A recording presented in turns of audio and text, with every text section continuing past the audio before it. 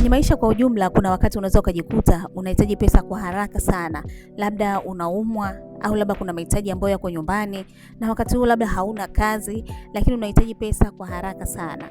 Na mara nyingi hapa tunajikuta tukikimbilia kwenye kukopa. Mtu anaenda kukopa ili aweze kusolve labda changamoto ambayo yuko nayo, ama kuweza kushughulikia hilo jambo ambalo yuko nalo.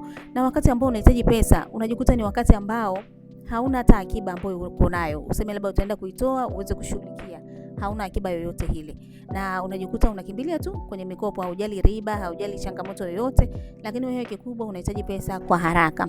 Sasa hiyo ni changamoto ambayo watu wengi sana tunakuaga nayo, na kama Waswahili walivyosema, maisha hayana formula.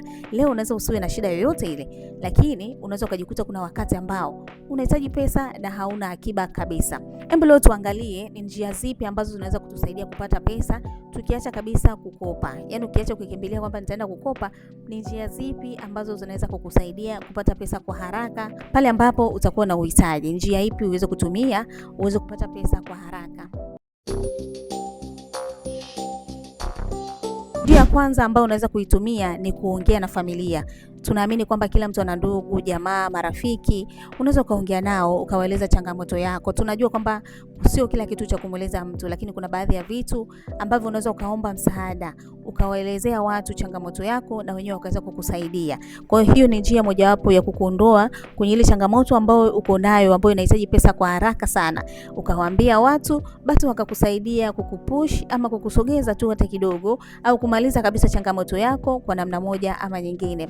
Lakini pia njia nyingine ambayo unaweza kuitumia, unaweza ukaomba salary advance. Kama wewe unameajiriwa au unafanya kazi sehemu, waombe kwamba kupatie sehemu ya mshahara wako, hata kama siku haijafika, basi ili uweze kusolve ama uweze kushughulikia kile kipengele ambacho uko nacho. Unaweza ukaomba sehemu ya mshahara au mshahara wote wakupatie ili uweze kushughulikia changamoto yako. Jambo lingine, unaweza ukapangisha sehemu ya eneo lako. Kuna watu ambao wana nyumba kubwa sana. Unakuta unaishi nyumba kubwa uko wewe peke yako au uko wewe na familia yako, ambayo ungeishi labda upande mmoja mngeenea vizuri tu.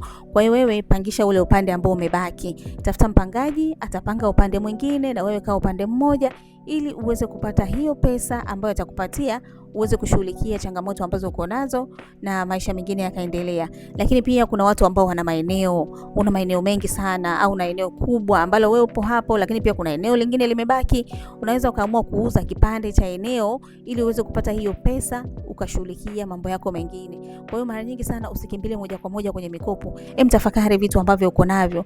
Kuna watu pia wana assets ziko ndani. Mtu una mkufu, una pete za dhahabu ambazo hauzitumii mara kwa mara, lakini una changamoto ambayo inahitaji pesa sana sana sana. Unaweza ukaamua kuuza mkufu wako, unaweza ukaamua kuuza pete ili uweze kupata hiyo pesa na kushughulikia vile ambavyo unavihitaji, vile ambavyo vinahitaji pesa kwa haraka. Vile vile unaweza ukafanya kazi za online. Kuna kazi nyingi sana za mtandaoni siku hizi. Watu wanapata pesa. Unaweza ukafanya survey, unaweza ukafanya kazi nyingi sana za kuhariri na ukajipatia pesa, hata kama ni kidogo, au wewe mwenyewe unajua kabisa kuna jambo langu ambalo nitalishughulikia wakati fulani. Basi kwa sasa hivi unaweza ukafanya kazi za online mpaka wakati ukifika umeshakusanya hela nyingi sana ambazo zitakusaidia.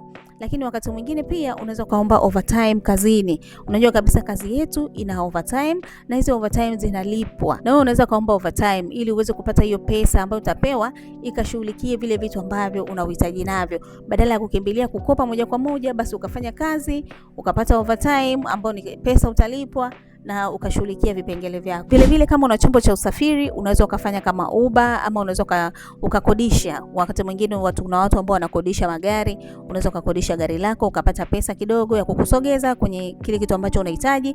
Lakini pia unaweza ukafanya Uber. Umeshafanya kazi zako na wakati wa jioni ukaendesha gari kusafirisha watu kutoka sehemu moja kwenda sehemu nyingine, na ukajipatia pesa ya ziada. Na hiyo pesa utaifanyia vile vitu ambavyo unahitaji. Na kuna kazi nyingi sana ndogo ndogo ambazo unaweza ukazifanya ukajiingizia kipato na ukaweza kusolve vipengele vyako ambavyo uko navyo. Kuna kazi za usafi. Kuna watu wanahitaji kufuliwa, watu wanahitaji kufanywa usafi wa ndani. Unaweza ukajitolea ukasema mimi nafanya kwa kiasi fulani, ukapata hiyo kazi ukapata pesa. Lakini pia unaweza ukafanya kazi ya kukaa na watoto.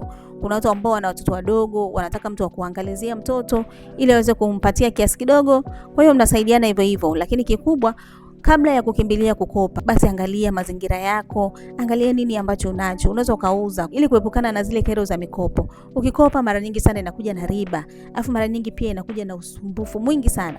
Kuepukana na vitu vyote hivyo, unaweza ukatumia hizi mbinu ambazo nimekuelekeza. Hizi mbinu zinaweza zisikufai wewe zote kabisa, lakini naamini kwamba kuna moja ama mbili ambayo unaweza ukaitumia na ikakufaa sana. Zipo njia nyingi sana, lakini hizi ni baadhi ya zile ambazo nimezifahamu na nikakueleza. Lakini wewe unaweza ukatuambia kwenye comment hapo chini, ukiwa na uhitaji wa pesa ya haraka sana, je, unatumia njia ipi kupata pesa? Au unatumia njia ipi kati ya hizi ambazo tumezitaja kukuhakikishia kwamba unapata pesa na unaweza kusolve vipengele vyako? Tuambie kwenye comment na sisi tutapitia. Asante kwa kuangalia video hii mpaka hapa. Ulikuwa na mimi Jasmine. Tukutane kwenye video ijayo. Bye.